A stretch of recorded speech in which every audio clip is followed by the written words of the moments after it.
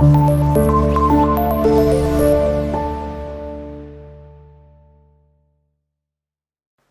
alaikum students, my name is Muhammad Ahmed, your biology teacher. Students, we are going to discuss a new chapter, the cell. Chapter number हमारे पास 3rd है ये, जिसका नाम है दी cell. इस chapter में हमने कंप्लीट ये देखना है कि सेल हमारे पास क्या होता है। आपको याद हो हमने जब ब्रांचेस पढ़ी थी तो हम फर्स्ट चैप्टर में तो वहाँ पे साइटोलॉजी की ब्रांच आपने पढ़ी थी। वहाँ पे हमने ये देखा था कि cytology is the study of cell and their organelles. ये चैप्टर समझ लें साइटोलॉजी का पार्ट है, इसमें हमने सारी साइटोलॉजी पढ़नी है। तो देखते हैं कि सेल हमारे पास क्या होता है। फर्स्ट ऑफ ऑल सेल के बारे में आप इससे पहले भी क्लासेस में पढ़ चुके हैं। सेल हमारे पास it is the structural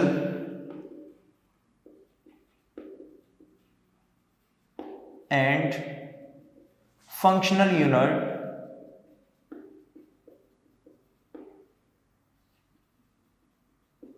of living organisms या लाइफ। हम ये बोल देते हैं कि cell is the basic unit है लाइफ का, या हम इसके लिए बोल देते हैं it is the structural and functional unit of life या लिविंग ऑर्गेनिजम्स। ये बड़ी सिंपल सी बात है कि जब हम देखते हैं कि सेल एक्चुअल में क्या है, किसी भी लिविंग ऑर्गेनिजम्स की जब हम बॉडी को देखते हैं, उसकी बॉडी के स्ट्रक्चर को आप देखेंगे, वो बॉडी उसकी सेल से मैन्युफैक्चर हुई होगी।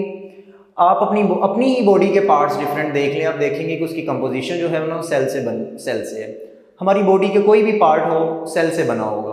तो हम ये बोल देते हैं कि ये स्ट्रक्चरल यूनिट है, यानी कि जैसे डिफरेंट यूनिट्स मिलकर कोई चीज़ बना रहे होते हैं ना।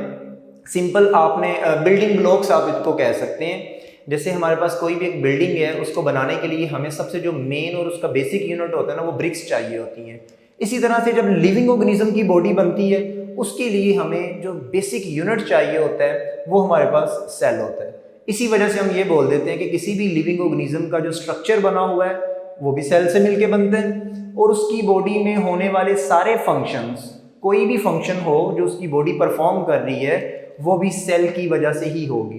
ठीक है, सेल्स अपना फंक्शन परफॉर्म करते हैं तो फिर हम बोलते हैं कि ये बॉडी का फंक्शन है। तो सिंपल हम इसको structural and functional unit of life consider कर रहे होते हैं, या हम इसको बिल्डिंग ब्लॉक्स ऑफ लाइफ बोल देते हैं।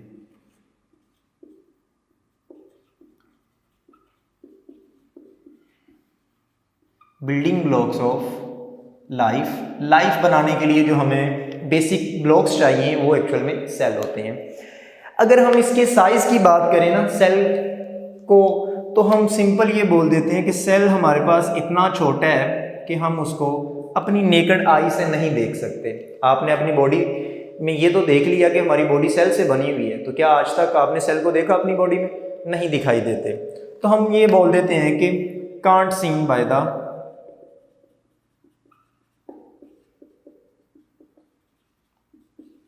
Naked eye. हम उसको अपनी सिंपल नेकेड आई से सेल को नहीं देख सकते। ठीक है, आज तक आपने सेल को नहीं देखा होगा।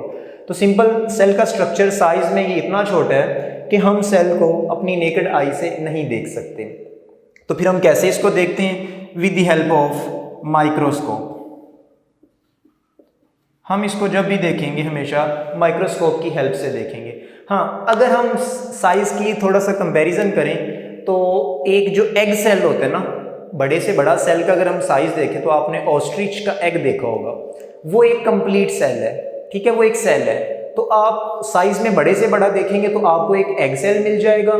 छोटे से छोटा सेल देखें तो आपके पास वैसे तो स्पर्म सेल होता है, लेकिन अगर आप अपनी बॉडी के सेल्स भी देखें तो साइज में बहुत छोटे हैं, हम उनको देख नहीं सकते नेकेड आई से। तो सिंपल सबसे बड़ा सेल हमारे पास ऑस्ट्रिच का एग है, वो भी एक सेल है। और बाकी आपकी बॉडी में मौजूद सेल्स, ये भी सेल का मिनिमम साइज हम देखते हैं तो वो हमें दिखाई नहीं दे सकता नेकेड आई से। इसके अलावा हम इसकी थोड़ी सी हिस्ट्री देखते हैं इसके स्ट्रक्चर के हिसाब से।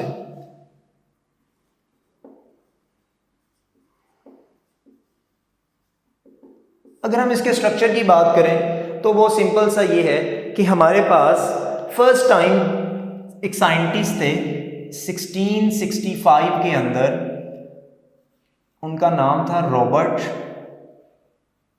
हुक। इस पर्सन ने हमें फर्स्ट टाइम बताया कि सेल किस तरह का होता है, यानी कि अर्थ के ऊपर जो फर्स्ट पर्सन था जिसने सेल को एक्सप्लेन किया, सेल के बारे में बताया, सेल की टर्म यूज की, वो हमारे पास रॉबर्ट हुक है। ठीक है, रॉबर्ट हुक ने 1665 में एक सिंपल माइक्रोस्कोप को यूज किया।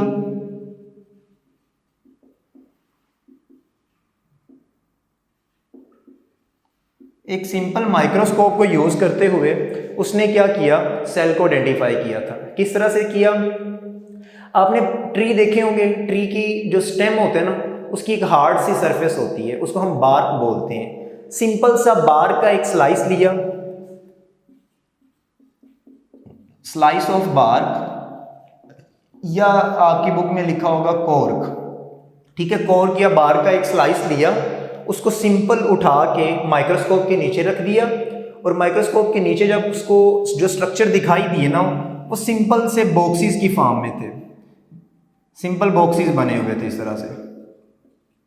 आपने कभी वो हनीकॉम्ब देखा होगा, उसमें छोटे छोटे बॉक्सेस बने होते हैं। सेम इसी तरह से जब उसने बार्क को माइक्रोस्कोप के नीचे रख के देखा तो उसको सिंपल इसी तरह के बॉक्सेस दिखाई दिए जैसे हनीकॉम्ब के अंदर बॉक्सेस होते हैं। वो एक सिंपल एक बॉक्स को उसने एक सेल का नाम दिया हुआ है, सेल की टर्म उसने फिर तब यूज की थी। इसी वजह से रॉबर्ट हुक को हम कहते हैं कि ये 1665 में फर्स्ट पर्सन था जिसने सेल के बारे में हमें बताया, सेल आइडेंटिफाई किया।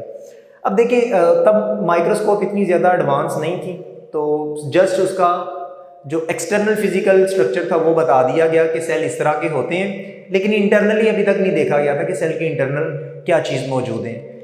फिर 1831 के अंदर एक साइंटिस्ट आए जिनका नाम था रॉबर्ट ब्राउन। उन्होंने थोड़ी सी मॉडर्न माइक्रोस्कोप को यूज करते हुए क्या किया कि सेल के इंटरनल स्ट्रक्चर को भी देखा। इंटरनली स्ट्रक्चर जो सबसे फर्स्ट उसको दिखाई दिया वो था न्यूक्लियस।